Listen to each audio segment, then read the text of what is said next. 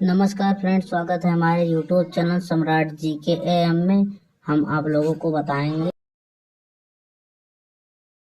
अच्छा 12 का आप लोगों का सब्जेक्ट है इंग्लिश है। हाफ ईयरली एग्जामिनेशन 2023-24 का ये पेपर है जिसका कोड है आपका NM01। ये पेपर आप लोगों के लिए वेरी वेरी इंपॉर्टेंट है। आप लोगों के बोर्ड एग्जाम के लिए भी इंपॉर्टेंट है। आप लोगों को इसका संपूर्ण हल के साथ यानी कि फुल सोल्यूशन के साथ इस वीडियो में आप लोगों को समझाएंगे एंड बताएंगे। आप वीडियो के अंत तक बने रहिए। आप लोगों को जो समय दिया जाएगा 3 घंटे 15 मिनट दिया जाएगा। ये पेपर आप लोगों के बोर्ड एग्जाम के लिए वेरी वेरी इंपॉर्टेंट है। इसमें जितने भी क्वेश्चन आए हैं सभी इंपॉर्टेंट है और आप लोग का जो नंबर रहेगा पूर्णांक रहेगा 100 नंबर का टोटल रहेगा। चलिए आप लोग ये तो जानते ही होंगे। चलिए यहाँ पर देखिए पहला क्वेश्चन जो हमारा दिया गया है कि read the following passage and the answer the given blue it, यानी कि हमें पैसेज को पढ़ करके इसका आंसर नीचे देना है। तो यहाँ पर पैसेज देख सकते हैं आप लोग। पैसेज यहाँ पर दिया गया है कि many men the women are so money or minded that they do not undertake surface work of the p। तो इसको पढ़ लीजिएगा आप लोग, एक बार देख लीजिएगा इसको और इसका आंसर चलिए देख लेते हैं। क्वेश्चन क्या क्या पूछा गया है।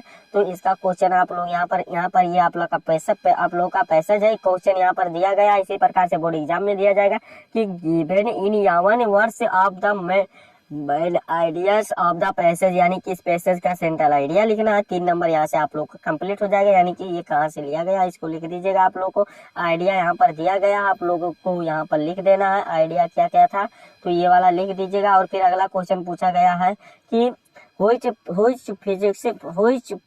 फिजिकोलॉजी his deep rooted in the मोनिजिटी of the people in the society, यानी कि सोसाइटी में आप लोगों को किस प्रकार से वो मतलब करना चाहिए। तो यहाँ पर आप लोग इसका आंसर देख सकते हैं कि psychology is very deep rooted of the all classes society rich and the poor of the it. यहाँ फॉर फॉन्ट इट तक कर लीजिएगा। 3 नंबर ये वाला आंसर हो जाएगा कंप्लीट। ठीक, चलिए अगले क्वेश्चन की ओर बढ़ते हैं। अगला क्वेश्चन हमारा पूछा गया है 3 नंबर में कि how did the old working women complain of the about habit in the Athar, यानी कि इसके बारे में अथर के बारे में बताना है।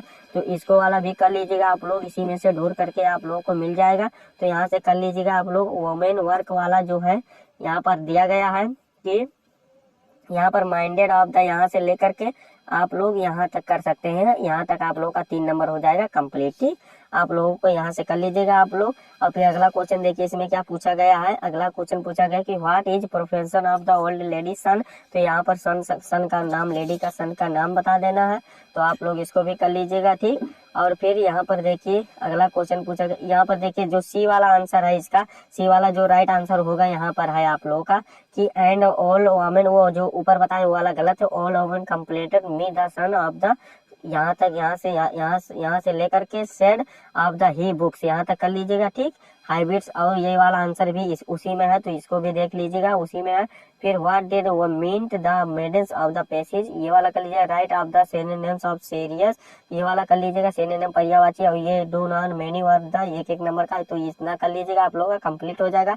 और राइटिंग में आ जाते हैं। राइटिंग में जो हमारा क्वेश्चन पूछा गया है देख सकते हैं कि राइटिंग में सेक्शन भी हमारा स्टार्ट होता है।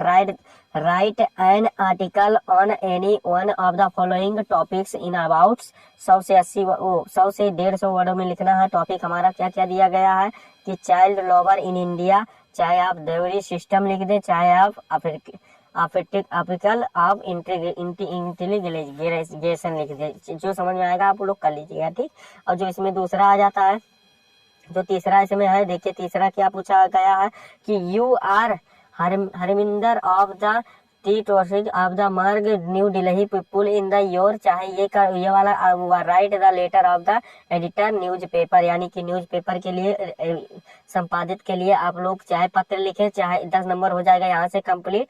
और करके दिया जाएगा अथवा करके कि आप लोग अपने यंगर यानी कि बड़े भाई को explaining of the him importance of morning walk balanced of the keeping good health, यानी कि गुड हेल्थ के लिए भी आप लोग लिख सकते हैं। जो समझ में आएगा कर लीजिएगा। 10 नंबर का ये है, वेरी इंपॉर्टेंट है बोर्ड एग्जाम के लिए। हमारा सेक्शन सी यहाँ से स्टार्ट होता है, जिसमें से ग्रामर के क्वेश्चन है। इसमें चौथा क्वेश्चन देखिए, टोटल आपको लोग का 10 नंबर यहाँ से आएगा।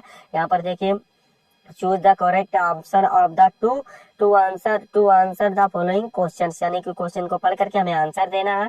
और देखिए यहाँ पर गवर्नमेंट बाय माई तो गवर्नमेंट क्या लिखा है, गवर्नमेंट बाय 1%, यानी कि गवर्नमेंट बाय 1% क्या है, तो इसका जो सही आंसर हो जाएगा, राइट आंसर हो जाएगा ऑटोक्रेसी हो जाएगा, ऑटोक्रेसी, यानी कि चौथा वाला हमारा राइट आंसर हो जाएगा। ठीक, अगला क्वेश्चन बी वाला देखिए क्या पूछा गया कि the parents point out means, यानी कि इसके मीन्स का मतलब क्या होता है, इसका जो सही आंसर हो जाएगा to think of the means, यानी कि टू थिंक्स ऑफ लगा देंगे, इसका जो राइट आंसर हो जाएगा तीसरा वाला सही आंसर है। ठीक, अगला क्वेश्चन पूछा गया है कि देखिए सी वाला क्वेश्चन पूछा गया है कि the synonyms of the carrier is, carrier का मतलब होता है निर्दयी, यानी कि निर्दयी का हमें पर्यायवाची बताना है। तो निर्दयी का जो पर्यायवाची क्या होता है, ये क्या होता है, निर्दयी का जो पर्यायवाची होता है, आप लोग का राइट आंसर जो होगा ये मेरिकुलियस हो जाएगा, यानी कि पहला वाला हमारा राइट आंसर हो जाएगा इसका। ठीक, डी वाला क्वेश्चन देखिए क्या पूछा गया है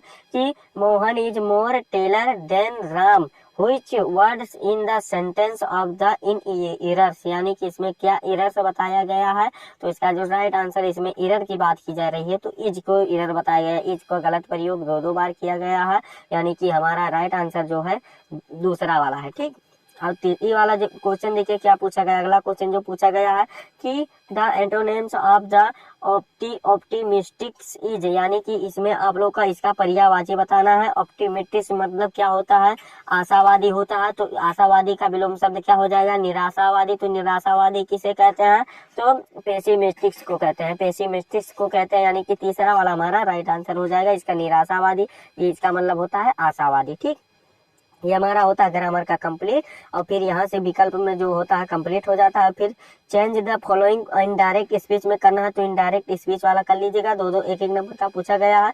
और फिर अगला क्वेश्चन देखिए क्या पूछा, कम्बल ऑफ द एनी डिसाइडेड, यानी कि डायरेक्टेड में बदलना है, किसी एक को बदलना है, कम्प्लेक्स है, कंपाउंड है, जो समझ में आएगा कर लीजिएगा आप लोग को, किसी एक को करना है।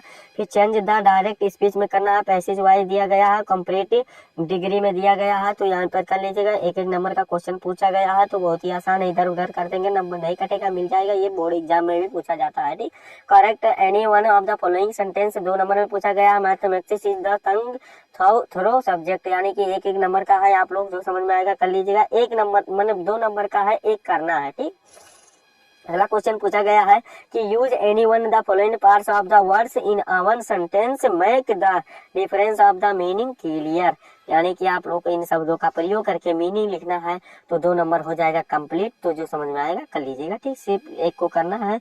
और अगला क्वेश्चन पूछा गया ट्रांसलेट इनटू इंग्लिश, 5 नंबर में दिया गया है, तो इसका ट्रांसलेट कर लीजिएगा, ये बोर्ड एग्जाम में भी बहुत बार पूछा गया है, आप लोग को इसी के तौर पर पूछा जाता है बोर्ड एग्जाम में ट्रांसलेट। अगर आप लोग थोड़ा बहुत बना कर लिखते हैं तो आप लोग का नंबर कोई नहीं रोक सकता है, 5 नंबर में तो 3 नंबर मिल ही जाएगा। ठीक, और सब्जेक्ट सेक्शन डी हमारा यहाँ से स्टार्ट होता है, जिसमें से लिटरेचर के क्वेश्चन दिए गए हैं।